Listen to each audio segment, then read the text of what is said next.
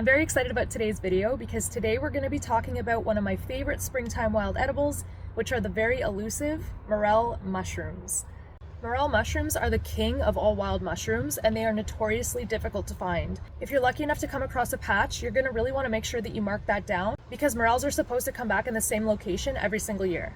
The season for morels is very short. It's only a couple of weeks long, so you want to make sure that once the season starts that you get out and check your spots regularly so that you don't miss out. When I first started foraging, I had a case of serious beginner's luck, and the day after I found out about morel mushrooms, I went out looking for them and I found patch after patch after patch after patch.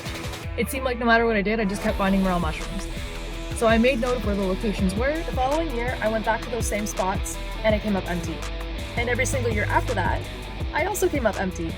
I have not found morel mushrooms in 5 years. So I basically found them the very first year I started foraging, and then I never found them again, which is super frustrating. So this year I did the same thing I always do. I went out to my usual spots and I checked them regularly, and once again I came up empty. At the start of morel season this year, I actually started getting all these dreams at night where I would go for a hike and I'd come across fields full of morel mushrooms and I would just pick them and be on my way. But of course that didn't happen. Now at this point, we're at the tail end of the season, so finding morels at this point is extremely unlikely. So I went out for a walk today with zero expectations in mind. I just wanted to go for a nice walk, and I ended up getting the surprise of my life.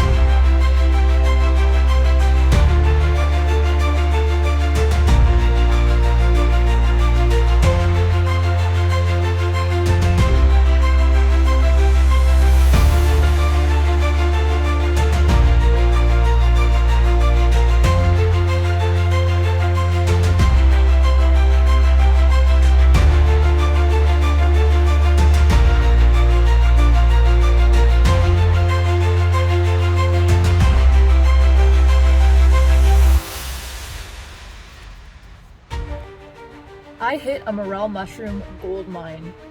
Not only did I find more morel mushrooms than ever before in one generalized location, but I also found more morel mushrooms than all of my previous morel mushroom finds combined. I am very, very happy.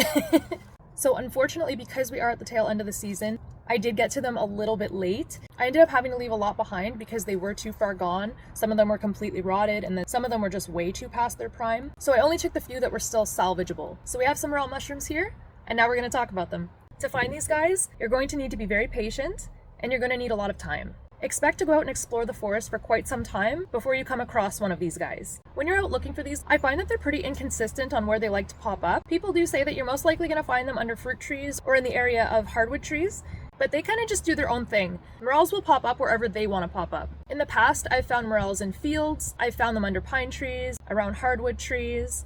People have found them in between their patio stones. Some people have even found them growing in sand.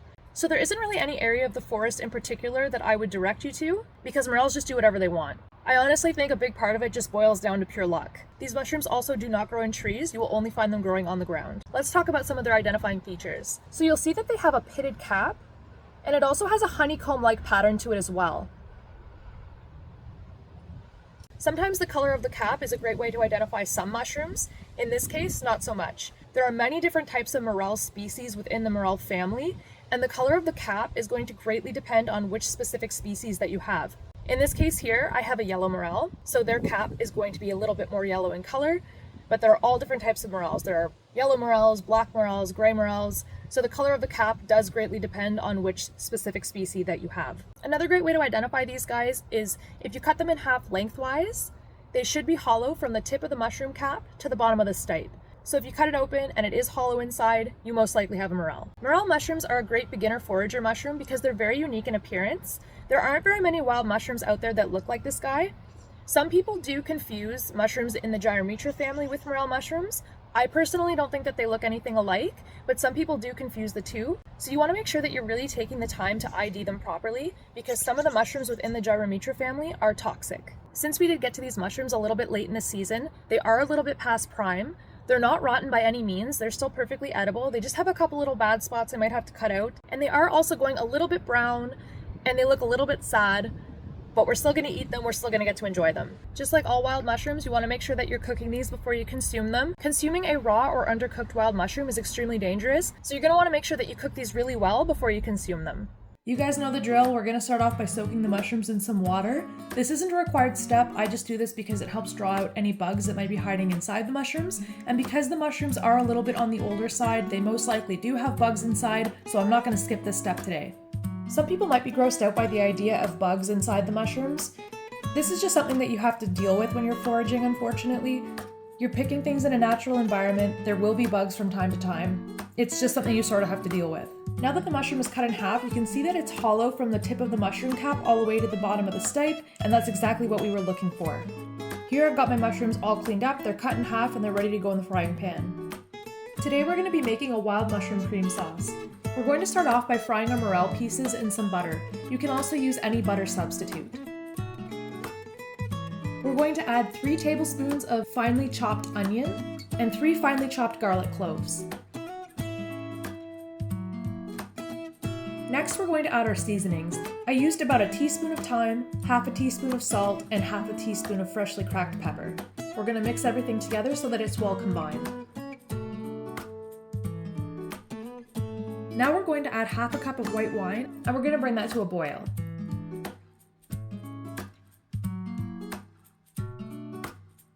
Once everything's boiling, we're going to add about a teaspoon of Dijon mustard. Next, you're going to add in 1 cup of cream. I didn't have cream on hand, and if you don't have cream on hand, it's not that big of a deal. You can use milk or a milk substitute. And to make it thicker, all you do is mix in a cornstarch slurry. So to make a cornstarch slurry, all you're going to do is add equal parts cornstarch and liquid. I used 1 teaspoon of cornstarch and I mixed it in with 1 teaspoon of broth. I mixed it until the cornstarch was well incorporated into the broth, and then I added it into my pan. Since these morels were a very unexpected find, I didn't exactly have time to go to the grocery store and buy ingredients specifically for this dish. I sort of had to improvise. You have to work with what you have sometimes. The sauce is looking great and it's thickening up very nicely. I'm adding just a splash of broth just to deepen the flavor of the sauce a little bit. In a separate pan, I'm frying up 4 morel halves. I'm going to use these as a garnish on top of my dish. When you're mixing mushrooms into a sauce, sometimes the flavor of the mushroom itself can get a little bit lost with all the other flavors going on, so I saved 4 morel halves so that I could fry them up separately and garnish my dish with them. That way I can still get some of the full flavor of the morel mushrooms. And here we have the finished product. It's not the most beautiful, but it tastes delicious. It's just a very simple dish with a springtime feel to it. I simply added the sauce on top of my main protein, topped it with some spring vegetables, and garnished it with my fried morels. This certainly was an amazing treat. Let me know in the comments below if you have any favorite recipes for morels. I'm always looking to try something new and creative.